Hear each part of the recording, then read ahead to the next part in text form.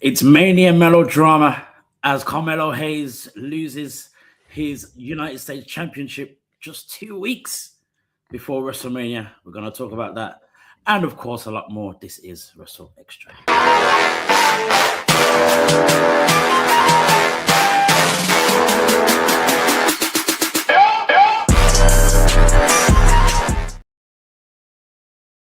Yo, this is a WrstlXtra. I'm your boy A Dazzle, the Black Wrestling Advocate. Always joined by my tag team partner. Say his name, he shall appear. He is the professor that is Gerard Bonner.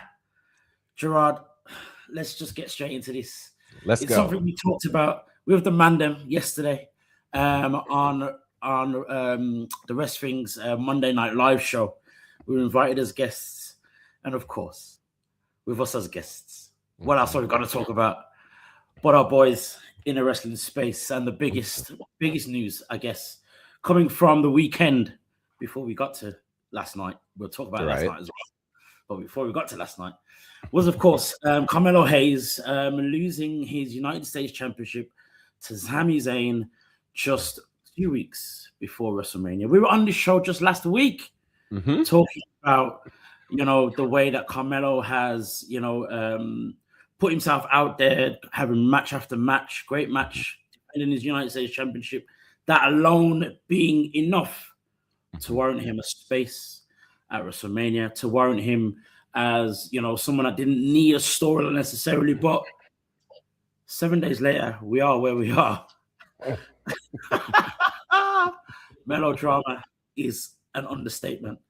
How did you feel when the shenanigans went the way that they did? Trick Williams got involved. We are where we are. What's your feelings on this whole situation? Let me first start by saying this. When I saw that Sami Zayn was accepting the open challenge, I didn't get alarmed at all. I was not worried at all. Like, I was far more concerned last week when Ilya Dragunov decided to answer, because that's the match. And I'm still confused why that hasn't happened at Mania, but that's another story for another day. I certainly thought that it'd be a walk in the park, that even with Trick out there, if anything, Trick would cost Sami the championship, not costing Melo. So to see how all that worked out, it was wild. And then it was even wilder to see that they hadn't left the night before we get a graphic that says, hey, it's Sami versus Trick for the U.S. title, and Carmelo Hayes is seemingly left out of the picture. I don't like it. And as I thought to myself, I was like, right now, the scariest thing to be in WWE on the road to WrestleMania is a champion, because every title seems to have at some point on this road to WrestleMania, dating back to the Royal Rumble, seems like almost every championship has changed hands. The only one that seemingly has been protected has been the World Heavyweight Championship with CM Punk. Just think about that. On the road to WrestleMania since Royal Rumble, every championship, with the exception of the women's world title, the men's world title, and the women's WWE championship. Those are the only United States as well. Women's United States. Yeah, I can't remember when Julia won that. Ooh, true. Yeah, I'm trying to remember. It was at such a random moment that I don't remember when that happened. But every other championship in WWE, both Intercontinental Championships, both Tag Team Championships, the U.S. Championship, like all of these titles have been changing hands, which I don't know if it's the design to try to make the road to WrestleMania unpredictable, but it's made it a little scary, because it's almost like, what are we banking on? And I think of all of the championships that changed hands, perhaps the Melo one is the one that's the most disturbing, because of all of those champions, he was the one that gave us the best matches. And I'm not just saying that because he looked like us. He legitimately gave us the best matches every single week since winning this championship back in December. And it was just like, clearly he's a shoo-in. He's your most consistent performer on a weekly basis. I mean, he's looking for people to fight. It's just, it made sense to at least carry the open challenge into WrestleMania. That's what made sense to me. I mean, you know, we go in with the degree of mystery, like, okay, who's Carmelo going to defend against? Because we've got this laundry list of people that he's been defending against and winning. So we know for sure Carmelo Hayes is the U.S. champion at WrestleMania, guaranteed banger. And then Friday happened. And I'm like, So, yeah, melodrama is for sure.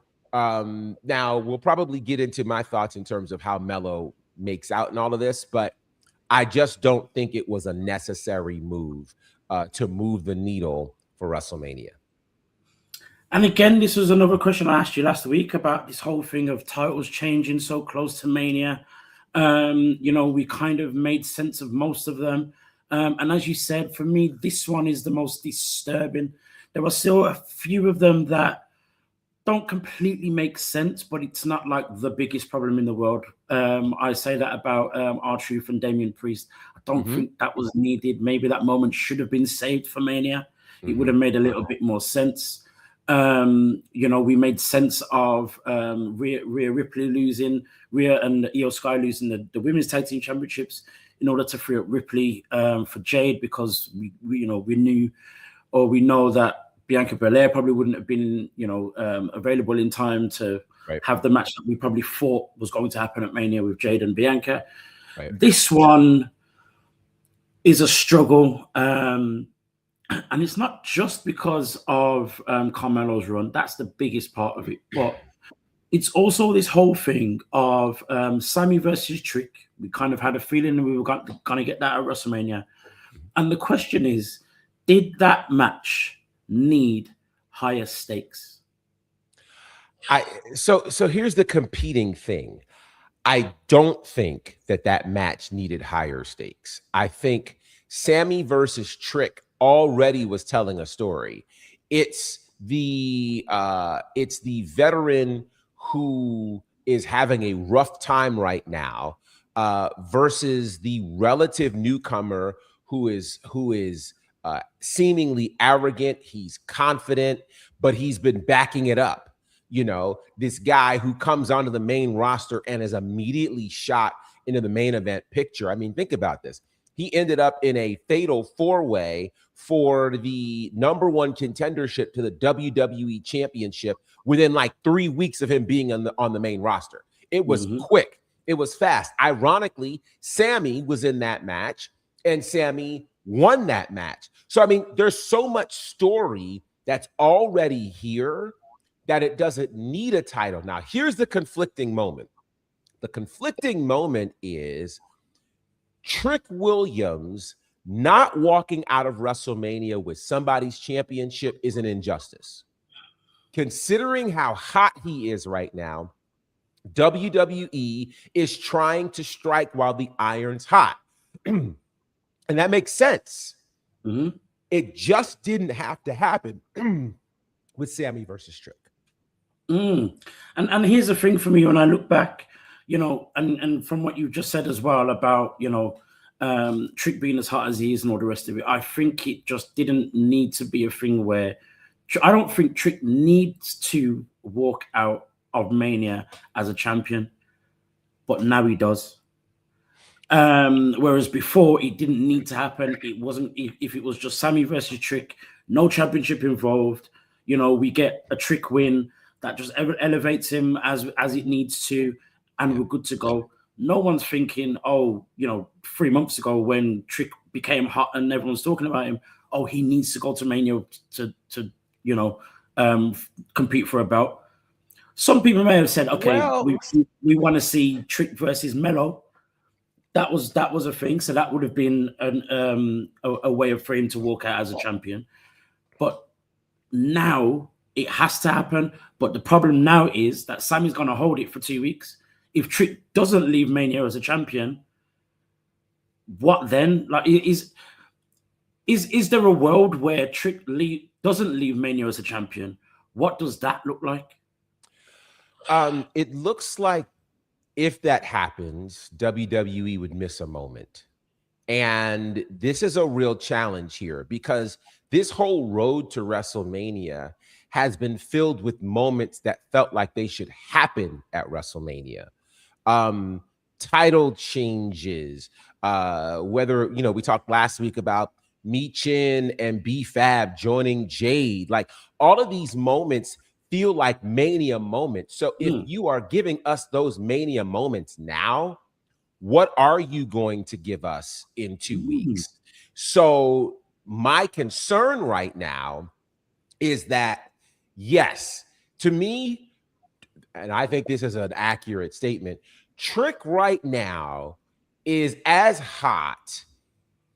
I'm scared to say hotter, but I'll say is as hot as Jey Uso was going into WrestleMania last year. I think that's a very fair assessment. And so we all knew going into Mania last year, Jey Uso had to win. Like, again, moments. The moment of not just him yeeting to the ring, but the moment of the big payoff of, oh my God, the fans get behind him, and that's a thing. Now, here's one thing. I think, again, a world where Trick doesn't win the US title at Mania could be a bit of a weird world, but there's a way to make it work. I kind of sense that it could be here where they pull off a Bret Hart Stone Cold moment from WrestleMania 13, where they do the double switch. And Sami finally becomes the bad guy that he's been leaning into for these last few weeks. Because here's part of the problem. There has to be a payoff to all of this conversation he's been having with Cody, how he's called Cody entitled and he called Randy entitled, and all these people are entitled, and he's never recovered from losing the world title match at Royal Rumble. So there has to be some moment where this pays off for Sami embracing who Aleister Black has been telling him he is, and all these other people. That has to happen. Does it happen at Trick's expense? I don't know. And it could go one of two ways. It could be where Sami has this crisis where he knows he's about to lose, and he finally makes that turn to retain the title. Or Trick wins the title, Sami attacks him after, and we get the double switch. But I think WWE, given all of the challenges it has had around this particular WrestleMania, cannot afford to leave moments on the table. And I think the moment of Trick Williams not winning the US title is a moment that they can't afford to miss because of how hot Trick is, because of that moment of whoop that Trick at WrestleMania. And you're dealing with the moment of all of the talk that's been going on about how are you pushing new stars? How are you developing new stars? You're giving several new stars an opportunity at WrestleMania. They all can't lose at their first WrestleMania. So I think they can't afford for Trick Williams to lose this US title match. If he does, he'll win it at some point, but it clearly won't be as big as winning it at WrestleMania. In an ideal world where Trick walks out as the champion, and before we had this switch in terms of the championship changing hands, in my mind, it would have just made a little bit more sense for that triple threat match to happen with Carmelo walking in as champion, having that moment to himself, that kind of that reward for his hard work, and things like that as well. Then Trick walks out as champion, and in between that, we could have had a more substantial revisiting of Carmelo and Trick, you know, whether that be, you know, a mic promo in the ring, whether that be they have a little bit of a brawl or whatever it is. Whereas this now feels as though Carmelo's going to have to force himself into this match because it's already been announced as a singles match. Right. Or Carmelo gets involved in the match at Mania in some way, causing Sami to lose, Trick winning, or causing Trick to lose. That's a possibility. It could be a thing. How, if not in this match, as I've said, you know, as you've said already, you know, the match has been announced as a singles match. Sami versus Trick. No Carmelo involved. First of all, how do you think that feels for Carmelo Hayes?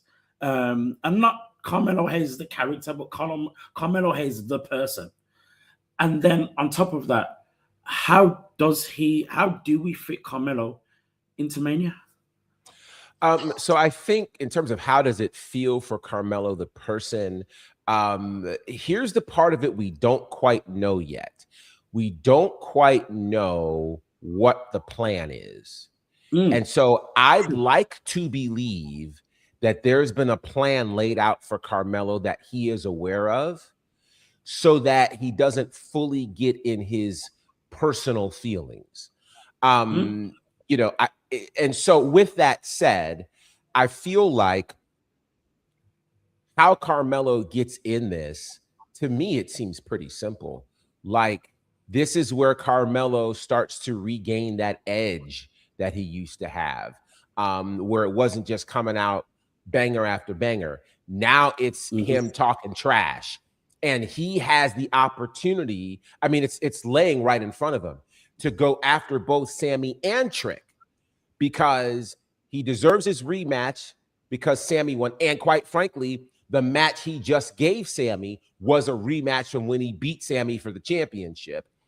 And Trick directly costs him the title. So what better way to kill two birds with one stone than to be inserted? So I think he does it one of two ways. He either finds himself in a situation in the back with Nick Aldis, but I think this should be more than a backstage segment. This should be literally, you know, him almost hijacking the show and, you know, not scheduled to be on there. They're not talking about, and he just comes out with no music, no fanfare, like, I would even be good with him interrupting somebody's match. Like, he's coming in, interrupting, hitting somebody with a chair, causes a disqualification, and then stands in the middle of the ring. I'm not leaving this ring until we make the wrong right. And so the wrong right is put me in that match, make it a triple threat, because how in the world, and I think he needs to bring this up, how in the world have I been the most fighting champion over the last 3 months, and then you leave me off the card, but Sami can just go punch somebody and get inserted into this because I had an open challenge? No, he needs to bring that out so that the fans can, because the fans are already feeling him. But now he needs to make the point, since we're going to turn it into a story, make the point that I deserve to be here. I've worked too hard to be here. I didn't have to do an open challenge, but I chose to do it. And Trick's going to cost me. I need both of you on the biggest stage there is.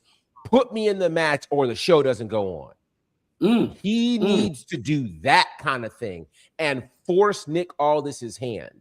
And really put Sami, I think, in a wild place where Sami's like, wait a minute, I finally got my shot to go to WrestleMania and win. I'm not letting anybody get in the way of that. Let Sami just be like, no, let him deny him and give a moment for Sami to get beat up. And I think it doesn't get announced this week. I think they push it one more week.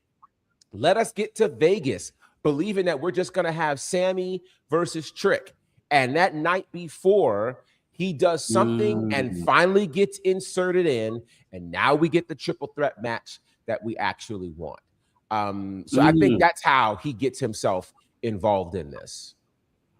You know, there's so many ways for this to go. And there's still so many avenues it can go and so many different routes it can take and so many different little things that can happen leading up to the match.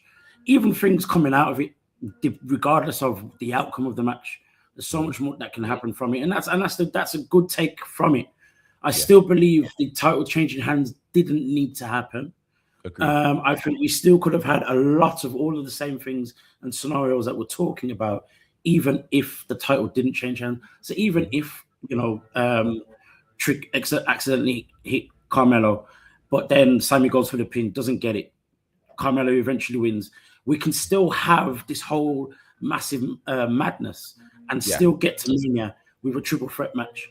I think I agree with you completely in terms of Melo, you know, stamping his foot down and saying, listen, I've been doing this since December, putting on match after match, banger after banger, all of that.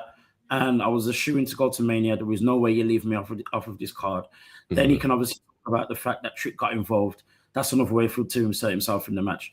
And again, I think it is a better scenario for it to carry on for 2 weeks before anything is changed for the match to become a triple threat. You know, it can be, you know, if this match is on the second night, it can be something that happens, or a decision that is made on the first night. So again, there's still somewhere for us to go, which, you know, where everyone involved gets you know, comes out in a good way, in terms of wrestling story and all that kind of thing. Trick still leaving as a champion, Carmelo still going to Mania, and all of that as well. So it's a tough one to take, but there's still good to come out of it. But at the same time, we're hoping on a lot of things as well to happen that we don't know about. Again, I say it all the time. It's part of the thing that we love about wrestling is the unpredictability. When it's unpredictable, it's fine, but the unpredictable also still has to make sense. For the story, for what's been happening with Carmelo, for what's happening with Trick, for what's been happening with Sami Zayn, because you're looking at Sami Zayn and you mentioned it, you know, he's been in the ear of the guys that are going to have a main event match for the championship. But yet he's getting excited and throwing himself about the place like he just won the world championship. When he's the United States champion that he lost about 6 months ago. That part as well is questionable, or as the questionable factor to this whole scenario. So we'll see what happens and how it works. In terms of Trick Melo, many of us know that Trick and Melo have had their whole feud and they had their whole story in NXT. Do you feel WWE needs to revisit it in the sense where kind of give us the backstory again, or is it just the simple fact that they're both in the ring at the same time? Is that enough for the fans, or for us to say, oh yeah, we're getting the feud again? Do they need to put more? Do they need to give us the backstory again in terms of the Trick Melo history? I think there's wisdom to doing that. One of the things that WWE generally does well is they consider the idea that they have new fans, the idea that they have casual fans.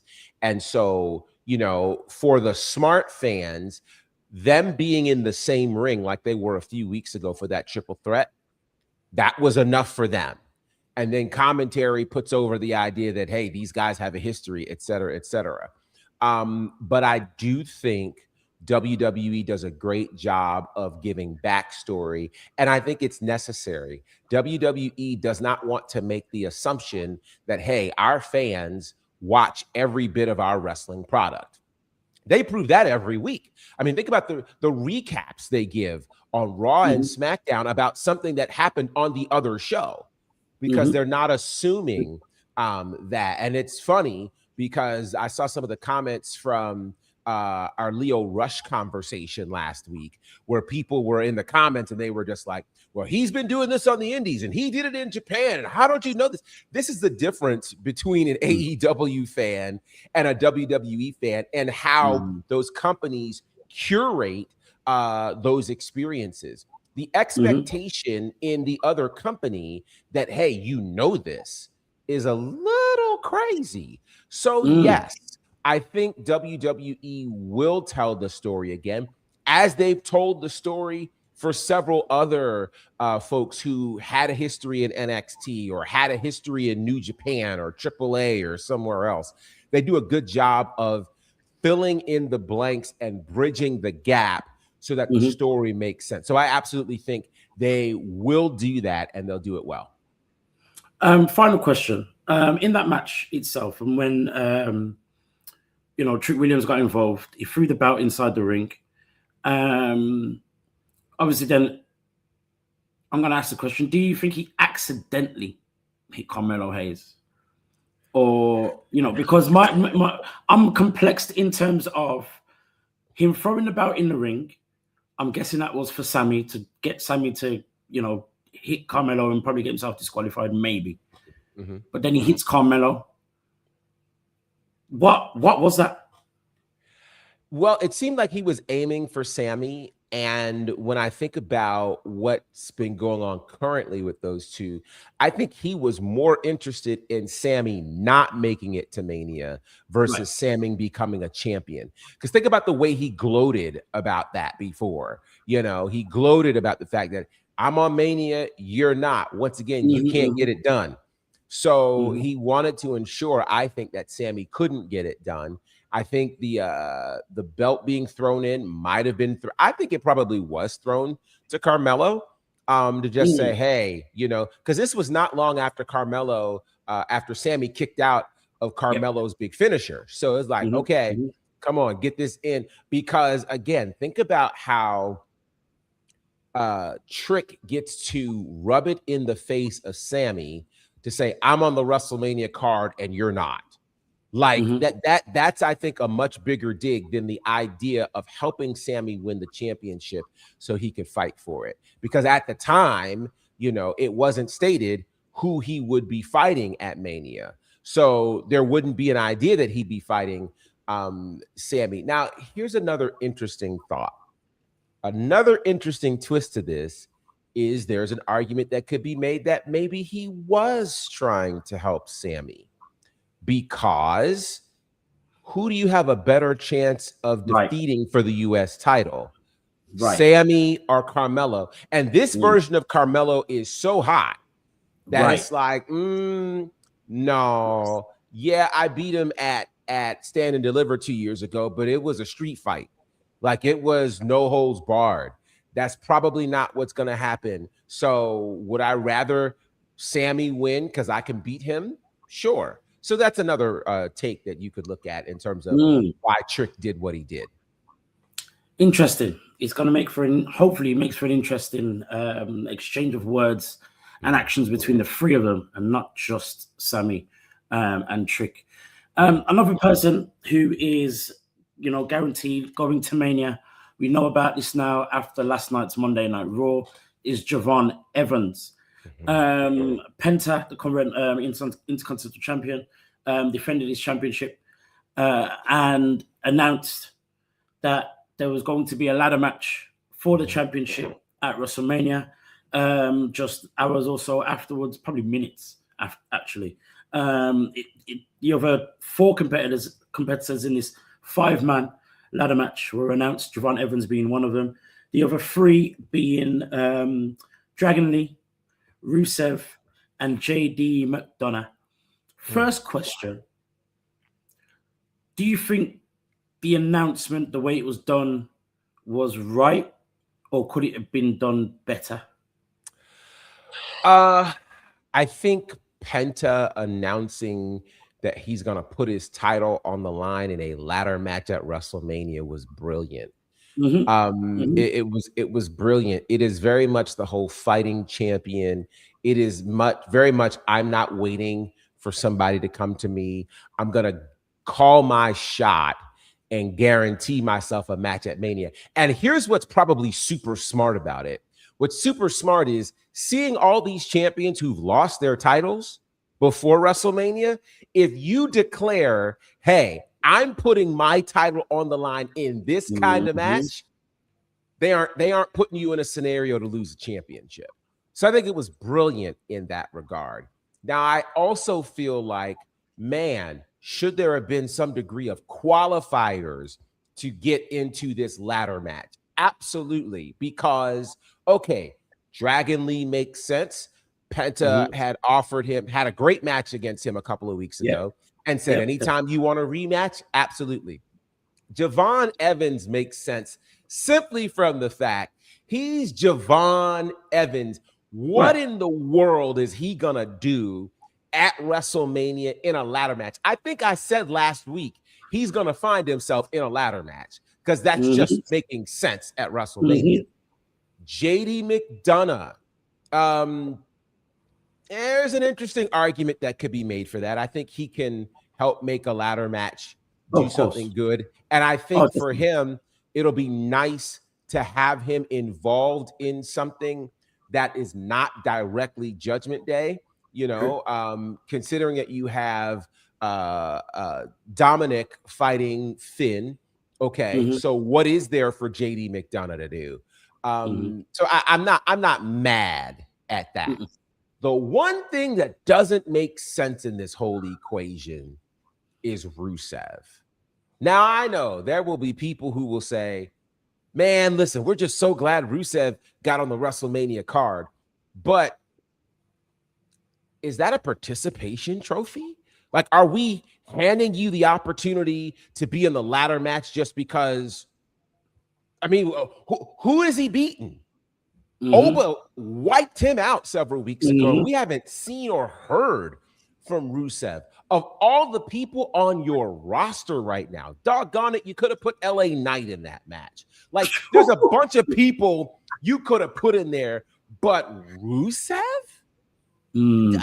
And listen, I want everybody to get a WrestleMania payday. I get that. But the whole idea of WrestleMania is that you earn your way there. Now, you mean to tell me this past Friday, you can look the man who fought for the WWE Championship at the Royal Rumble 2 months ago, you can look him in the face and say, we don't have a place for you at WrestleMania. But the dude who's been sitting in catering for God knows how long just gets granted not just a match at WrestleMania, but a title match. Talk about things that make zero sense. I would have been okay for another former Intercontinental Champion to get that shot. At least you can justify that. Why Rusev is in this match, I don't understand that. So in terms of how it was announced, I think the other 4 participants could have been announced a bit better. How Penta did it, I thought was great. I'm good with just about everybody in there, but Rusev? Rusev, I'm right there with you on that one. In terms of the technicalities and all the rest of it of a ladder match, there is a space for him in terms of him offering, being the powerhouse and that being used well in a ladder match, of course. But in terms of participants deserving that space or who you would expect to be there or see there, want to see there, Rusev would not have been on my list whatsoever. Again, JD is another one you can argue. You said that as well. Can argue it. He's not really done anything, beating anyone, been relevant necessarily. Just kind of been, obviously in the whole Judgment Day story. But again, didn't really do much. But again, he offers something for a ladder match for sure. In that sense, Dragon Lee all day long. If the rumors are correct and he, him against Gunther or him feuding with Gunther was supposed to spark Gunther versus Rey Mysterio. He's paid his dues. He was a tag team champion not too long ago. It makes sense. Again, he had that amazing match with Penta a couple of weeks ago as well. Javon Evans is Javon Evans. Let's not even. There's no argument. No one has any argument for that. And again, he's been on in winning ways. El Grande Americano and the Americanos as well, in different separate occasions, all that kind of stuff. Those guys again around the whole Penta story in recent weeks makes complete sense. Here's what's interesting. While Penta has announced that he's going to Mania and he's put himself in a ladder match, there is still a space, an opportunity for him to actually lose that championship. Correct. At AAA. Correct. Because his next match is his next defense before Mania is against our hero David Kingo. I hope I said that correctly. What's also interesting, but then upsetting, it would have been insane if Vikingo, was a part of that ladder match. Well, here's the scenario. Oh, here we go. Here's the scenario. First of all, it's historic that the Intercontinental Championship is being defended in AAA. Yep. Remember, it was last year at WrestleMania that WWE announced their purchase of AAA. Yeah. Vikingo winning the Intercontinental Championship 7 days before WrestleMania is not off the table. It's not. I think we have a scenario where I can't believe I'm going to say this out loud. Vikingo wins the IC championship. Penta gets still in that match, and now we got a 6-way. Think about, first of all, it would be first AAA guy who signed a AAA on a WrestleMania card. Yeah. Makes all the sense in the world. At some point, which reminds me, I would have rather had Mr. Iguana in the Intercontinental title match. That would have made more sense than having Rusev. But with that said, Vikingo, one of the greatest high flyers in the world. My brain is hurting from the idea of Vikingo, Penta, Dragon Lee, Javon Evans, JD McDonough, all in the same match involving a ladder. So realistically, I think it's a strong possibility that Vikingo wins the Man, the headlines on that. The first time the Intercontinental Championship finds itself in AAA, good Lord. There's all kinds of history to be made for that. So it's a strong possibility. And if he doesn't win it, I wouldn't be surprised if he finds a way to be added. Maybe he attacks Penta afterwards and now suddenly ends up in the match. I can't see them seeing the opportunity for Vikingo to be in this match, and they don't do it. And this is the thing. I think the more realistic scenario is Vikingo not winning the Intercontinental Championship, but finding his way into that match. If we go past the WrestleMania and Vikingo is not in that, it's an opportunity missed. Big opportunity missed. Imagine there are still so many people who are WWE fans, who've already bought their tickets for Mania, who have their seats ready, good to go, who have never seen Vikingo. So imagine their shock, surprise, and awe when they see this man doing double moonsaults and whatever else, ladders, and spring off one rope to the next. And that would be insane. Now think about this too. If Vikingo ends up in that match, there's a certain very tall Nigerian who could find himself involved as well. Not as a competitive match, but just in the match. Correct. That would be very interesting as well in a ladder match. There's a lot of possibility, and now I'm asking myself, which is the bigger moment? Vikingo winning the championship on AAA soil, or Vikingo with the help of Omos winning the championship at WrestleMania? It's a real possibility, folks. And this is how you even insert Omos back into the WWE picture. Of course. You let him show up in this way. We now, bring the connection into AAA, and we get to tell the story. And Corey Graves is already on commentary, so he gets to fill in the blanks for that. Right. Yeah, because here's the thing. As I mentioned earlier, there have been already so many moments that have happened prior to WrestleMania. What are the big moments that are going to be left to happen Yeah, at Mania? yeah, It's yeah. got to be something historic. So last year we got the TNA world champion, the men's world champion, showing Mm-hmm, up for mm-hmm, a match with Randy Orton unannounced. mm-hmm, Big mm-hmm. deal for sure. So do we now get AAA being represented? I mean, you already currently have Dom as the mega champion Yeah, from yeah, yeah. True. AAA. So I don't think that's enough of a presence for Mm-mm, AAA. mm-mm, mm. WrestleMania, given it, which there's another argument to be made that at some point we see someone from TNA show up at WrestleMania, at this particular WrestleMania, to really make it feel like this is a presentation of pro wrestling from multiple promotions. I don't think that's off the table either. And Leon Slater turning up for that match.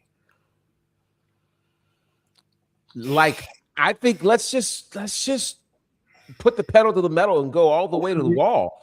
Yeah, You put yeah, Leon Slater and Vikingo added to the Intercontinental Championship match. Just go all the way. Just right? go for it. I mean, again, we saw what Leon Slater and Javon Evans did as a tag team. We also saw what they did when they went one-on-one for the X Division Championship. You put a ladder in there, and you put everybody else at, please.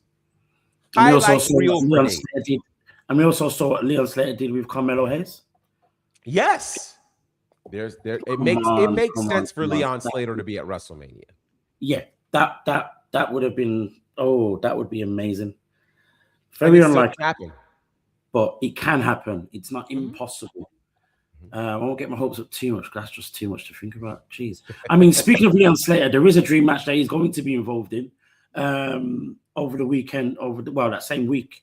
It was announced, I think, just yesterday at WrestleCon. There's going to be Leon Slater versus Ricochet. Jeez.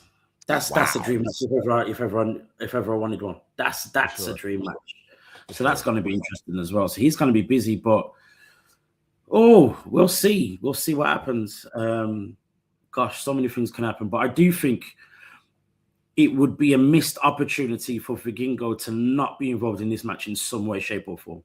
Massive missed opportunity, both, just for us as wrestling fans, but even down to the business side of AAA being represented, and things like that as well, and getting those fans watching WrestleMania and involved. So that would be interesting. That would be very interesting indeed. Yeah. Sticking with WWE, going back to last night's Monday Night Raw, quite possibly,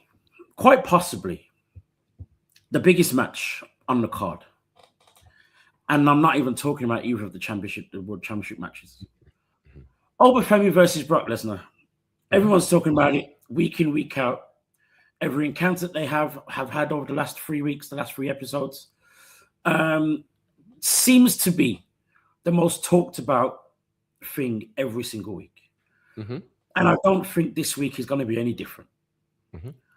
While there wasn't any physicality between the two of them, OBA FEMI once again got physical. Yeah. But with Adam Pearce. I mean, as well as the 6 security guys that he threw around the aisle. He ended up shoving Adam Pearce before patrolling the ring, entering the ring, and facing up to Brock Lesnar, to the point where Triple H had to get in the middle of them. I was waiting for someone to take out Triple H. I was waiting for it. Yeah. Yeah. Oh, that would have been amazing.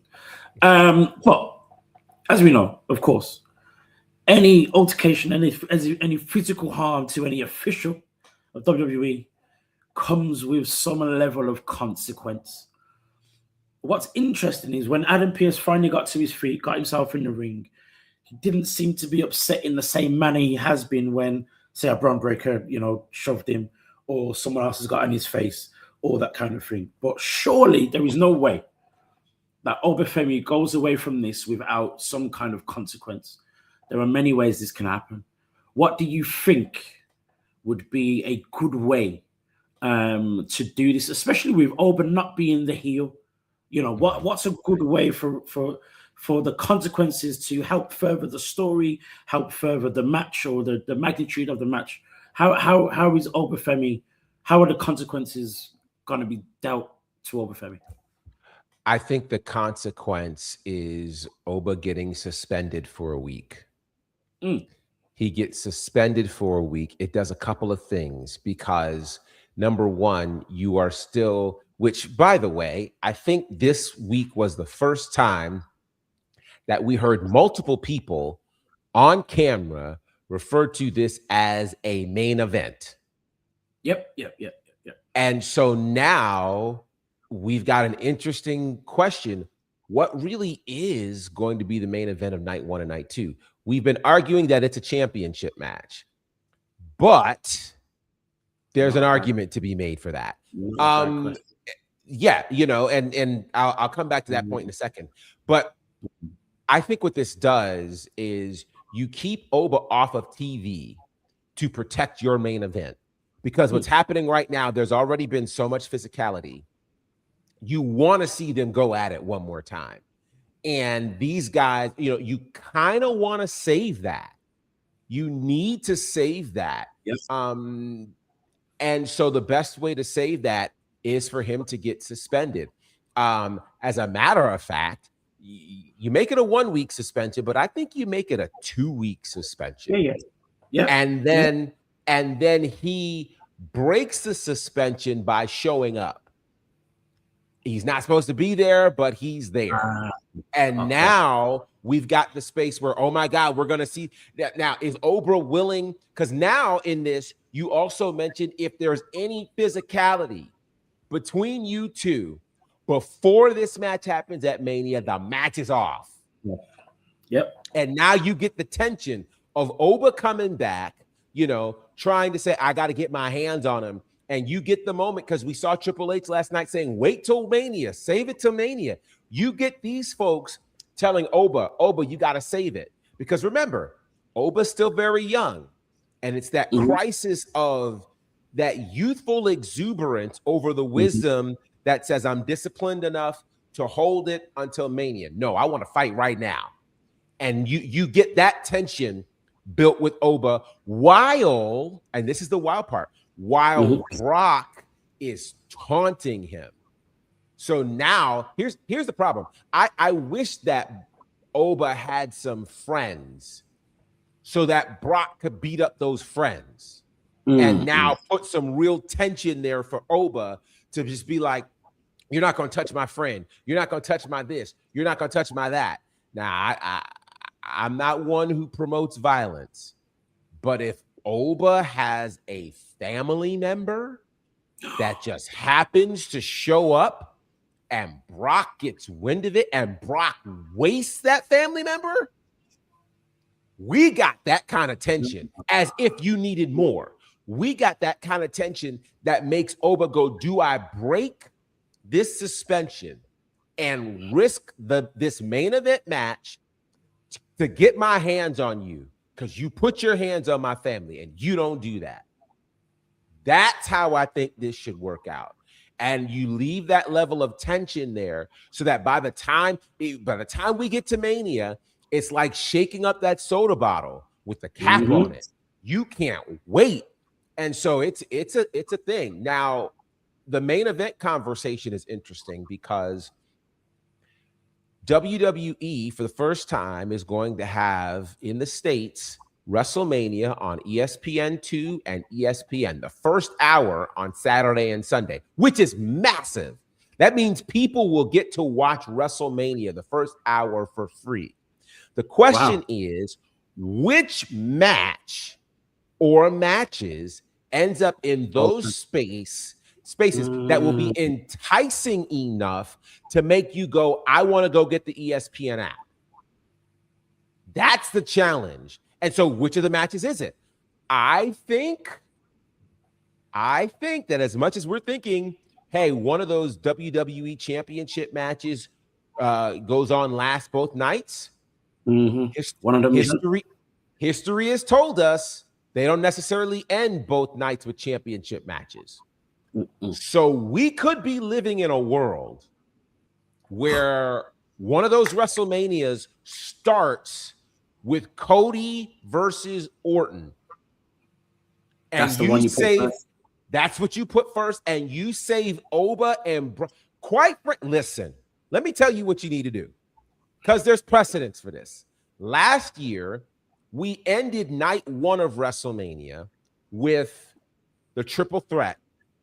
It was Punk, Roman, and Seth. The year before, we ended WrestleMania with a non-title match. It was Rock and Roman versus Cody and Seth. We have 2 years of precedence of night one, and not just that, but we also have precedence of a world title match starting the show. Yep, correct. Last year, it was Gunther versus Jey Uso for the world title. Correct.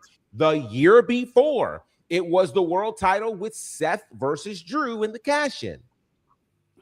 There is a world, guys. There is a world where OBA FEMI versus Brock Lesnar is the main event of WrestleMania, and it happens Saturday night.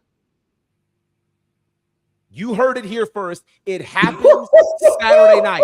Here's why, guys. Here's why. Because what is going to be the bigger draw that will help people who are casual fans go buy the ESPN app in the States? Do you put Oba versus Brock on free television? No way. No way. That is your heavyweight championship level fight. It's what people pay $69 for boxing pay-per-views for. It's what they do. There is a world, and considering that you got this whole TKO thing, they know how to build a fight without a championship. Right. This Oba Brock situation is what's putting butts in seats. It'll get people to buy the ESPN subscription. They can promote that match during that first free hour. I'm telling you guys, Oba Brock can very conceivably be the main event of night one of WrestleMania. It makes complete sense. There's not even it just makes complete sense. Yes, it literally just makes complete sense. If we're getting that free TV, we've seen Cody Rhodes, we've seen Randy Orton, we know who they are, all that kind of thing. And while this isn't to put down the magnitude of the match, it can be afforded to be that match to stir interest easily. Yes. And without killing the magnitude of the match as well at the same time. But for me, with Oba and Brock being, seemingly the most talked about thing every single week. When we see all these guys that are doing the reaction videos and all the rest of it and the TikToks and whatnot, it's that same. It's those two. It's about those two. It's clips from whatever those two did on Raw. Yeah, that has to be the Mania first night main event. First night, absolutely. It has to be. It has to be. Think about this. You have to create a scenario where people are anticipating what happens at the end of the night. Right. And I liken it to this. If you go to see Beyonce on tour, and she has a couple of other acts that are going to be there. If you put Beyonce up first or in the middle, everybody walks out. It's about building the anticipation. And I'm telling you guys, listen, I didn't think last year that Punk, Roman, and Seth should have gone on last Saturday night, but they did. There is too much precedence right now for the most talked about match to end the show. There's too much precedence for it. So with that said, guys, I'm telling you, and I can see the people already going crazy about this. Look for it. If you want to build good business and you want those ESPN subscriptions to go through the roof, it's not going to be Cody versus Roman that does that. Excuse me, Cody versus Orton. It's going to be Brock versus Oba. And if you think about this, if you end night 1 with that, the anticipation for night 2 goes crazy. Yeah. It goes crazy. And people are going to buy the app. That's the goal. That's the goal. Wow. Because if they buy the app to watch WrestleMania night 1, they've already bought it for night 2 anyway. Absolutely. That's the sale. Absolutely. So you get them excited during hour 1 of the of Saturday night, and you push. And listen, you don't make the announcement about Oba and Brock main eventing until we're in hour 1 of night 1. And listen, if y'all want to see this incredible clash of the Titans, because think about it, Brock has that UFC championship in terms of his history. He's considered to be the he's considered to be the greatest combat fighter walking the earth.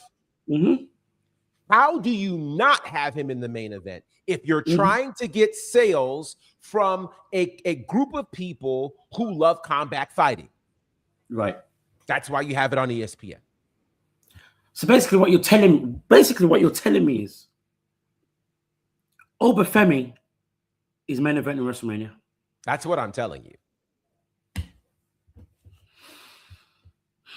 We asked the question yesterday with the Mandem, like, at what point are we going to have a black superstar main event WrestleMania in 2 weeks?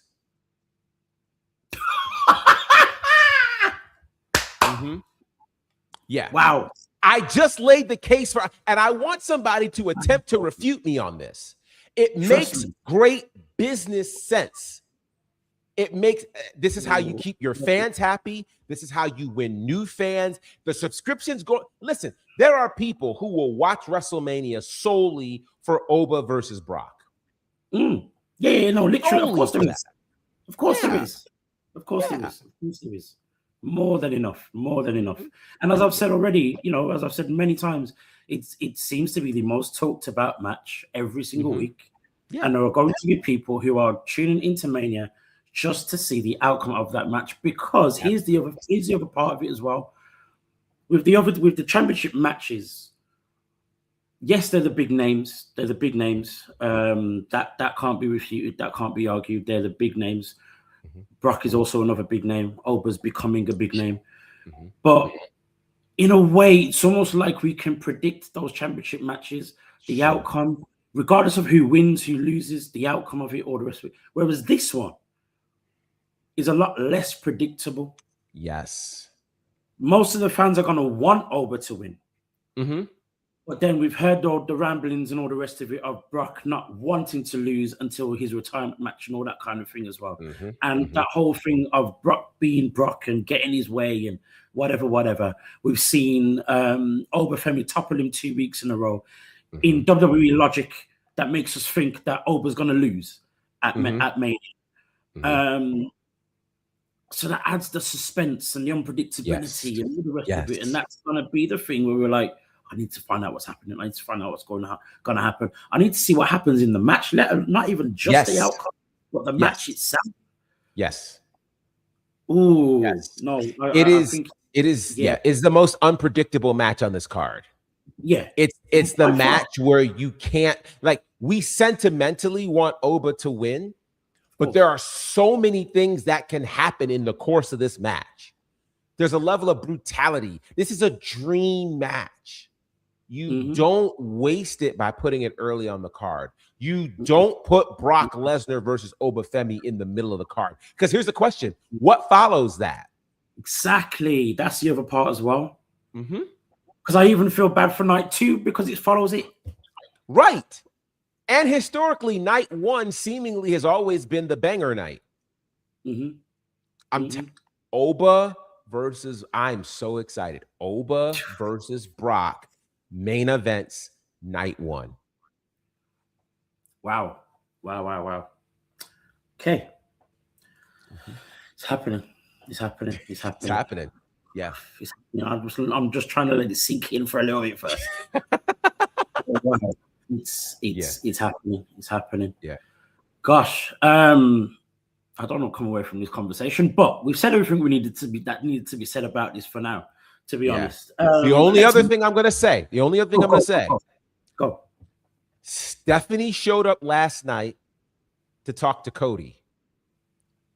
When's the last time we saw Triple H on our screens prior to last night? Right.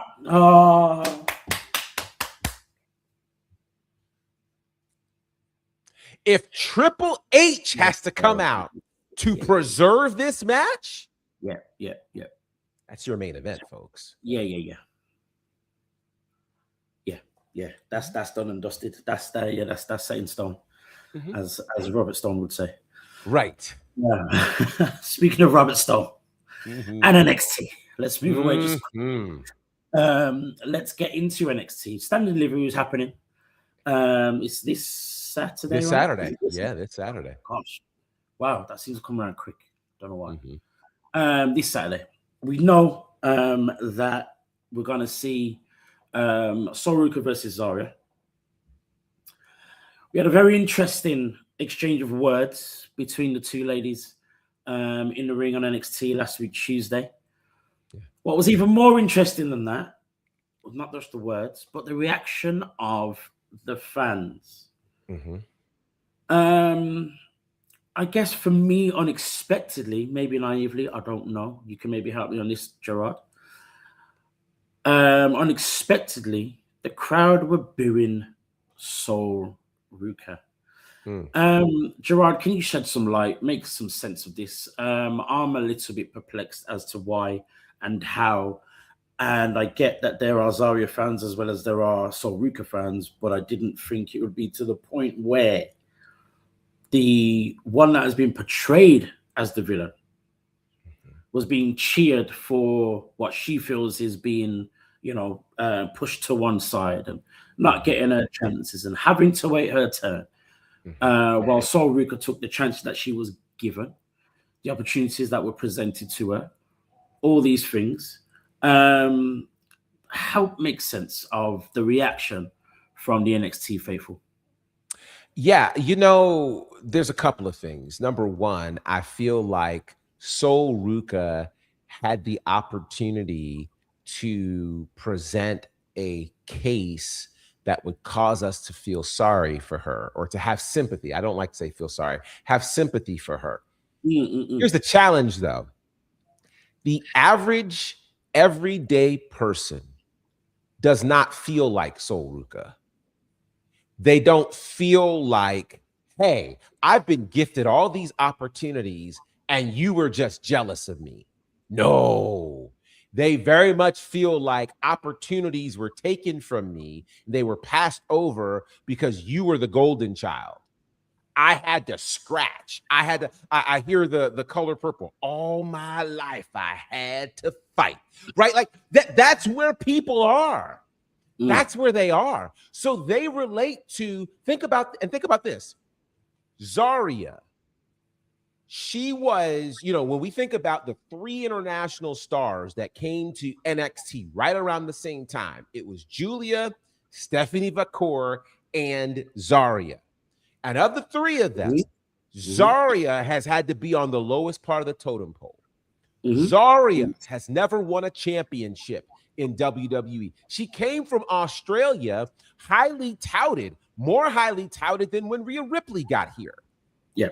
No championships, right? No main events, none of that. Instead, the only time she saw a PLE was by the side of Sol Ruca. The only time she gets mentioned is in a conversation with Sol Ruca. And then Sol Ruca comes out and says, hey, I just took the opportunities I was given. I tried to put you on. Wait, Sol Ruca, the girl from NIL who had no wrestling experience, the surfer girl, comes on and gets escalated high in the WWE ranks, having matches against Bayley, having matches on the main roster. Many could argue the only reason she's in NXT right now is for this match that's coming up on Saturday. While you get, I mean, and she even went so far as to say, hey, I got you a shot at the TNA Knockouts World Championship. What? So the reason why people got behind Zarya is because they can relate to Zarya far more than they can relate to Sol Ruca. Sol Ruca, we didn't feel any sympathy or empathy for Sol Ruca. Zarya comes out here, and Zarya has been the loyal friend. How many times have it been very clear that you were hanging out with somebody who didn't mean well for you, and you kept going in your head, nah, this ain't right. But then you kept telling yourself, no, I'm trying to be the loyal friend. No, I can't think like this. No, they really wouldn't do that to me. And you finally get fed up and go, wait a minute. Hold on. Here we are in another scenario where this woman gets a title shot. He ends up in the Royal Rumble and ends up in the final 3, and I don't even get the call. Like, so I think people are able to relate to what Zarya went through. And those folks at NXT, while they do love a soul snatcher, if it's Zarya versus Sol Ruca, what Zarya had to go through in the last year, Sol Ruca, it's like Sol Ruca didn't have any obstacles. And I'm sure she has, but it was not presented as though she had any. What did she have to overcome? She had nothing that she had to overcome. So Zarya comes in as the powerhouse who is viewed as the second fiddle. She's viewed as the Diesel to Sol Ruca, Shawn Michaels. Like, how does this happen? When Zarya has more experience in the pro wrestling game than Sol Ruca. So I get it, and that's why those fans were as vocal as they were last week. And it was nothing that Sol could say. And I think this is the part of WWE and pro wrestling that folks can't predict. You can try to organize things in a certain way to get people to respond a certain way, but not happening. Yeah, and that's what happened last Tuesday. Do you think that was NXT's purpose, for the crowd to react like that? Do you think that they didn't want that? And I also think that, I don't know if it's the promo skills or the delivery, whatever it was, but I also think even in Sol pleading her case or getting her point across, it was missing something. And I think that also didn't help her case. Because, you know, case can be made and you can side with either one of them very, very easily. Very, very easily, depending on your perspective and all the rest of it. Very, very easy can side with either one of them. I don't think there's a right or wrong in this. But I think maybe it's the whole girl next door persona. Maybe if, say, for instance, you know, we've talked about the difference in attitude with Kalani Jordan, for example. Maybe if this was Kalani 2 years ago saying the same thing, we'd get the same reaction. Whereas if Kalani said it now, it would be maybe a bit different because you know, there seems a bit more vigor in her nowadays. I think that played its part as well. Do you think that that is a Sol Ruca problem in terms of, you know, her promo skills? Do you think that kind of played a part as well? I do think that played a part. It felt like, you know, going into that, okay, we were gonna, you know, there were all these rumors that were floating around that we were gonna get an edgier side to Sol Ruca. And so, so I'm somewhat expecting that. And what I got was not that at all. And then, and I have to go back and rewatch it. It felt like the promo was too long. Definitely. It felt like it was too long. And so that's partially, again, a problem of if you're not able to accurately tell a story and keep people engaged, then you should not be given that much time, because Mm-hmm. it'll make a 3-minute promo feel like 30, because it's just like, oh my gosh, this is going on and on and on. And it was almost like Sol was looking for that moment that would finally get people locked in, and it never happened. So I think it was the combination of, looking at Sol's story, hearing her response, her delivery. None of it said, hey, feel sorry for me. There wasn't a fire in there. There wasn't, how dare you do this to me? There was none of that. It was just, feel sorry for me because you turned on me, and I had all the opportunities and I did my best to share, but what was I supposed to do? Yeah. So none of it connected like they wanted it to. And so, now I wonder, do they pivot and try to have Sol, now say, hey, you guys weren't with me. You didn't see my pain. You didn't, maybe they go that route. I don't know. But I definitely think her delivery, and this is the longest promo we've ever heard her cut. Yeah, and definitely. For whatever reason, it didn't translate. So I definitely think that had a big part to do with it as well. Interesting. I'm gonna go there with this one. This one. Okay. Of course, recently Sol did an interview with Stephanie McMahon on her Your Story podcast or YouTube show. And one of the major talking points coming out of that from that interview was Sol talking about her struggle with acceptance of her race, her background. Is she black? Is she mixed? Where does she fit? Is she white? All of these things. And it's something that I transcripted, posted out there. Always very intrigued to see the responses and comments that come from such a discussion. A lot of them, most of them, were this whole, well, she's not black. Look at her skin. She's not black. Her dad's mixed race. All of that type of thing. I'm not going back to this promo, and then we'll talk about the comments from the post and stuff like that. But do you think in any way that could have played a part in the reaction from the NXT fans? Because I say this, and I know I'm saying this in a way of a bit of a stretch as well. But the NXT fans, I'd say maybe 60 to 70% of them are there every single week. 60 to 70% of those that are there every single week are black. We see it. Yeah. Obviously, it's apparent. It's clear and obvious. Do you think that in any kind of way, adding to all the stuff that we talked about with the promo itself, it missing something, it being something that you can see in both ways for both characters, do you think that whole conversation, debate over that last couple of weeks played some part at all? I don't. I don't. I think people in NXT, particularly those fans, they latch on to who they latch on to, regardless of race and the like. Now, of course, we've seen them add certain things that would not have been there. You think about a Jada Parker, the whole channel, Miss Parker, hey, Miss, right? Like that's very much a cultural thing that WWE didn't even know how to plan for.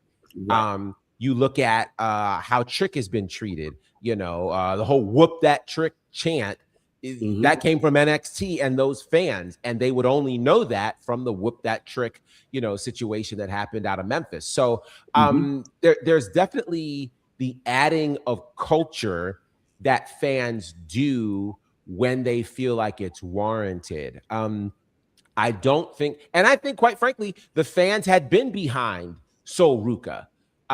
They'd very much been behind her. They love her moves. They love when she shows up. They love how creative that Soul Snatcher is, and she can hit it from almost anywhere.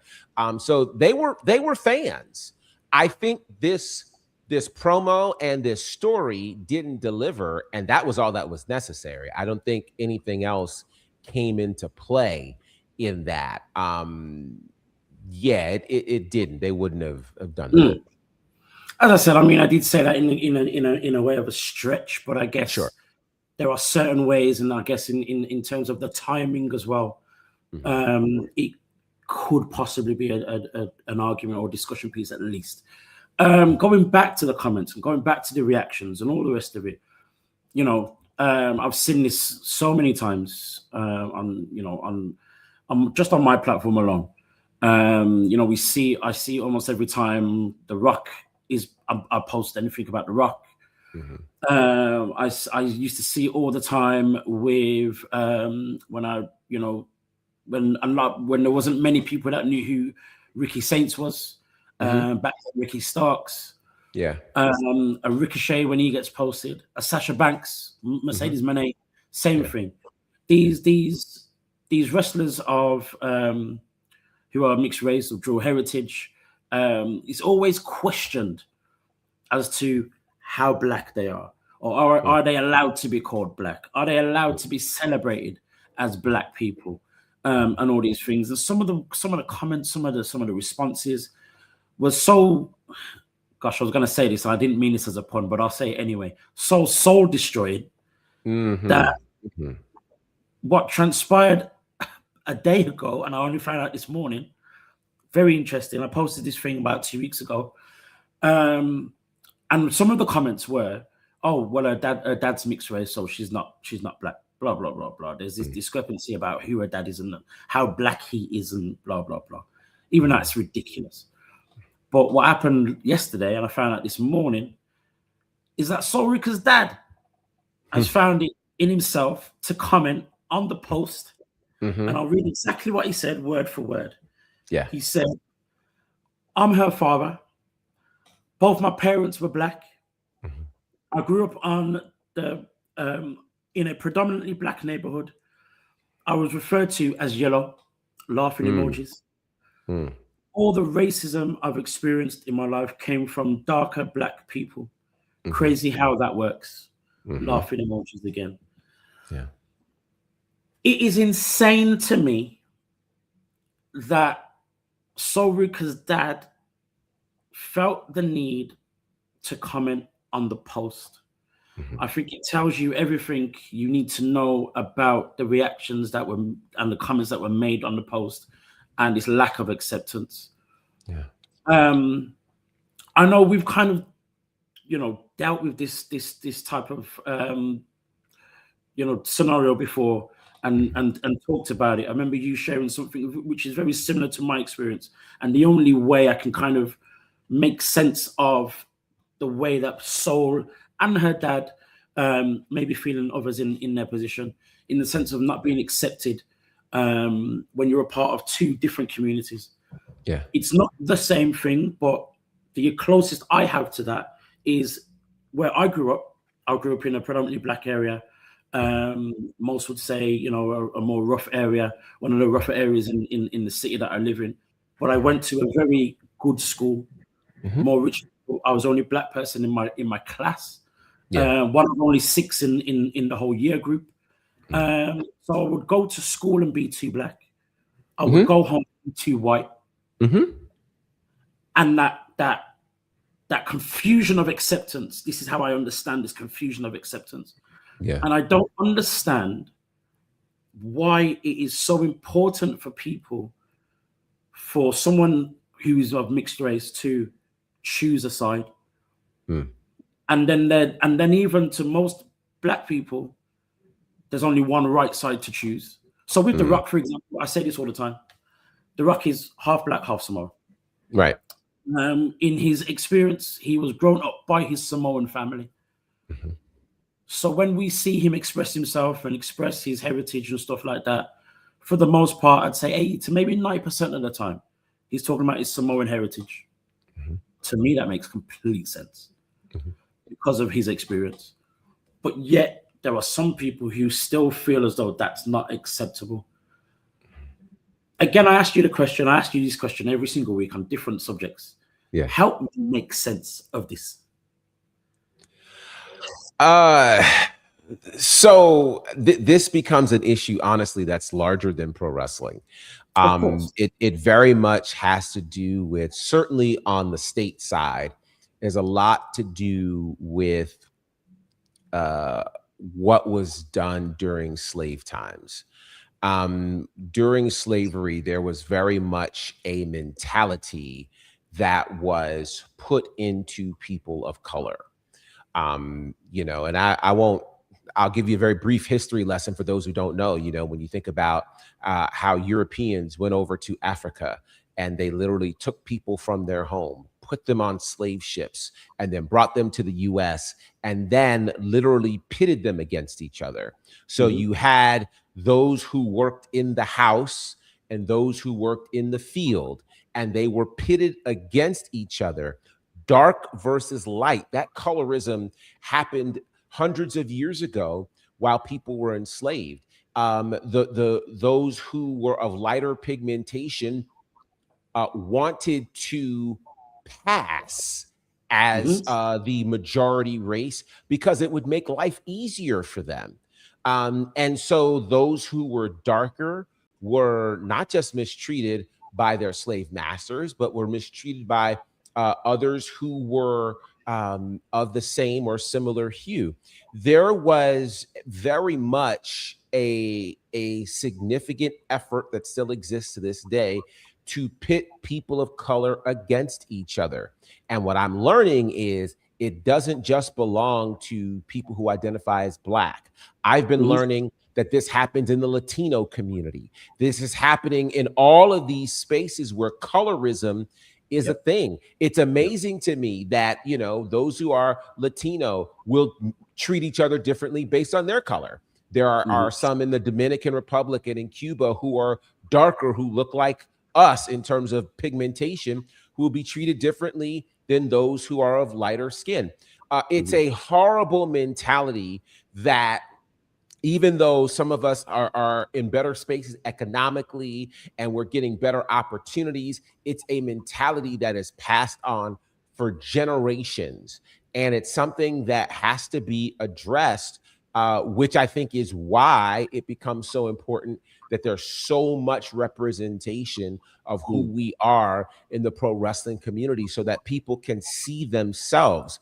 With that said, that level of ignorance around colorism has to be addressed on a daily basis by everyday people who have to be able to say, hey, listen, you know, whatever hue you are, let's value what your experience is and let's elevate that over anything else that we want to classify ourselves as. Um, I think it can be challenging for some people just because, you know, it's like, okay, well, how do you identify with our consistent struggle? Because unfortunately, there is a consistent struggle. And there are those who feel like, you know, well, if you're of a lighter hue, you don't have to struggle in the same way. But the reality of it is there's always a struggle. You mentioned it so eloquently, and it's the thing. So, those who are lighter skinned will have that struggle. Those who are women have a different struggle than those who are men. And Mm-hmm. then there is the whole conversation about, you know, you speak too white or you aren't Black enough. And all Right. it's a very ignorant mentality, but it came and it's very much rooted Mm-hmm. in supremacy. That was a seed that was planted and that grew hundreds of years ago. And as a people, we've not necessarily done the best job of counteracting that, which is why we say and do things that just don't make a lot of sense in terms of preserving and honoring who we are as a people. For the most part as well, quite a few of these comments from the post as well, you know, kind of came from this whole, you know, because she's so fair skinned, she hasn't been through the same things that we've been through and all that kind of thing. And while there may be some truth in that, do you feel as though is there any way to again make sense of that type of argument? Is there any way of the people who say those things? Is there a way to understand that mindset or that upset, and even I'll say even that jealousy when it comes to things like that? I think, you know, for one, unless we grew up with Sol Ruca, we have zero idea of what her struggle actually was. And I think people make a judgment call based on their own experiences, and they try to superimpose that on other people. We have no clue what she went through. I believe she went to the University of Oregon. That is not known as a place where there are lots of people of color. So, you know, growing up in a home where, you know, you have parents of dual races, that adds its own level of challenge, a level of challenge that some people just don't know about. So I think people have to be very, very careful about how they measure someone else's experience, and they have not walked with them personally. They don't know the stories. They don't know what they've had to deal with. And so I think people have to be a bit more understanding and receptive, and seek to understand a person's experience before making a judgment call on what they have or have not experienced. Just because she looks fair-skinned and seemingly has blonde hair doesn't mean that she was accepted by the majority community. It does not. Because here's the difference. The majority community doesn't care what percentage of color you have. If you have it, they're going to treat you as such. And if they don't know that you have it and find out that you have it, rest assured your treatment ends up changing. It's an unfortunate reality. So most don't know what those of a lighter hue have had to deal with. And I think, you know, people have to be very, very careful in making assumptions about what they've had to deal with without any firsthand knowledge. You know, when I posted this thing, and I'll end it on this, when I posted this thing as well, my main question was, why does it matter? And for me, that at the end of the day, that's all it is for me. Right. I understand that people have different experiences. I can try to understand why your reaction to the whole thing is, well, they've had it better than me, or, you know, whatever these reactions have been. But when it comes down to it, for me, when it comes down to it, I ask the question, why does it even matter? What difference does it make? You know, and in this specific scenario with Sol Ruca, she said she was mixed race. She didn't say she was black. She didn't say I need to be accepted by all these black people and and all the rest of it. She was very true to the facts of the situation and said, I am mixed race. I've struggled to be accepted in this side and that side, and I just want to put it out there. And people are asking me to show me a picture of my dad, and even when I do, it's questioned and no one should have to do that. Right. No one should have to do that. In the same way, I shouldn't have to present a picture for, you know, from going for a job, and before they see me, they ask me for a picture, and then they're going to judge me because I'm a black. No one should have to do any of that. And at the end of the day, why does it matter? And I just want to leave with that part there. It just doesn't make it. It doesn't make a difference. It doesn't make a difference. You know, she's out there working hard, doing her thing, and that's what it matters in the wrestling space. That's what it matters. Even in a non-wrestling space, it doesn't matter if the person's doing what they need to do in life and are a good person, all that kind of stuff. All the other stuff doesn't really matter. Whether she's male or female doesn't really matter. You know, all these different things. So, you know, again, it's a shame that it's not the type of conversation that can be had and then it all goes away. It's not going anywhere. That's the hardest part. It's not going anywhere. But I think, as you said earlier, the conversation still needs to keep on happening, and one by one, or if you change the minds or an understanding of one person, you've done something good. I think that's part of my whole point of doing what I do anyway. And I'm not saying that to say I'm here just to help the mixed race community. I'm just saying it's about people who are marginalized for all sorts of different reasons. For the most part, it's the black community in the wrestling space, which is marginal in itself. Right. So, you know, it just makes more sense for us to stand a bit you know, have a bit more understanding in this type of environment. But yeah, we could go on for forever with this one, but I'll try not to. I'm going to keep quiet now, and I'll let you tell the people where they can find you, what else you do, Gerard, and what other things you've got coming up. For sure. You can check me out at Bonnerfied across all of the social spaces: Instagram, Facebook, X, Threads, TikTok. I'm in all of those spaces. I'd love to hear from you guys. Again, the latest episode from Ashe Wrestling is available right now at the AsheWrestling.com website. You can check it out on their Patreon page. You can also check out my latest work with Southern Honor Wrestling on IWTV. Very excited about that. And we've got some other cool things that are happening as we lead up to, of course, WrestleMania in a couple of weeks, just the biggest time of the year for those of us who are wrestling fans. So lots of great things. And of course, I do have a podcast. It's called Bonnerfied Conversations. If you want to hear me talk about things other than wrestling, sometimes I talk about wrestling, but you can check that out. It's available wherever you check out your podcast. Brand new episode just dropped today. So check it out. I think you guys will enjoy it. Lovely stuff, lovely stuff. And of course, you know, guys, you can find me on the Black Wrestling Alliance Instagram page. You can also find clips from WrstlXtra on the Black Wrestling Alliance TikTok page. I need to get more followers, boys. Like, come on, help me out, please. Yeah, for sure. It's doing well already, though. Yeah, all of that good stuff.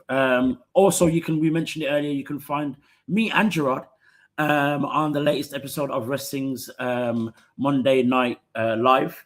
That's on the Wrestling's YouTube channel, chatting with the Mandem. Mex, who usually joins us here as well as the CEO, MVP of Wrestling's Anafi. We're talking all good things about Carmelo Hayes and the Sami Zayn situation, as well as the next black main eventer in WWE. It's incredible.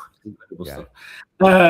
Guys, of course, catch us here again Tuesdays on the Black Wrestling Alliance YouTube channel, 3 p.m. UK time. Work it out wherever you are. But if you don't and you can't, you can still find us whenever you want on the YouTube channel. Just make sure you click like, subscribe, all that good stuff. And guys, we will see you again next time.